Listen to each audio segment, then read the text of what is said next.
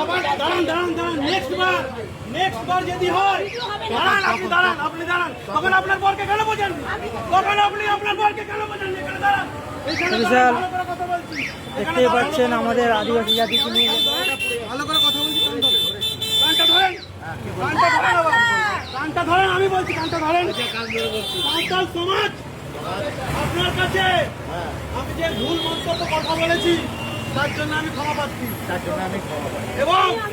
দাঁড়ান আপনি দাঁড়ান এবং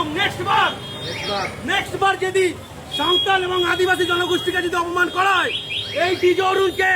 আমরা আদিবাসী সম্প্রদায়ের মানুষরা বলে যাচ্ছি জ্যান্ত জ্বালাবে এই বাঘাযতীনের মোড়ে তোমাকে জ্যান্ত জ্বালাবে এই বাঘাযতীনের মুখে সুতরাং যাওয়ার কোনো সময় আছে ঠিক আছে যারা আছে রমজান হয়ে গেছে এখানে হবে না সরি না কান ধরো কান ধরতে হবে তুমি যে কাজটা করেছো কান ধরতে হবে দেশের রাষ্ট্রপতির অপমান হয়েছে